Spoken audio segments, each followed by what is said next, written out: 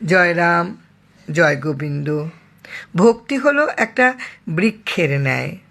সাধারণ বৃক্ষে যেমন ভাববে মালা জপ, হরিনাম, সংকীর্তন এগুলো করলে লোক হাসি ঠাট্টা করবে, এসবের বিপত্তি আসবে।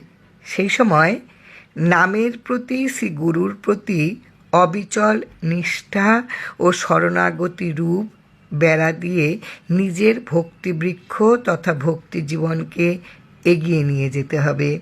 বৃক্ষে যেমন পরগাছা বাসা বাঁধে, তেমনি ভক্তিবৃক্ষেও মান মর্যাদা প্রতিষ্ঠার মতন পরগাছা বাসা বাঁধতে চাইবে।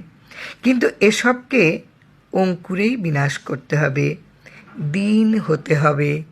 দিনেরে অধিক দয়া করেন ভগবান। লোভ, লালসা, হিংসা, কাম, ক্রোধ, পরনিন্দা থেকে দূরে থাকতে হবে। তবেই আপনার ভক্তিবৃক্ষ পূর্ণতা পাবে। তাতে নিশ্চিত রূপে আপনার বৃক্ষে কৃষ্ণ প্রেমরূপ ফল ফুলিবে, আর সার্থক হবে মনুষ্য জন্ম। জয় রাম, জয় রাম। ভক্তি হলো একটা বৃক্ষের ন্যায়। জয় গোবিন্দ।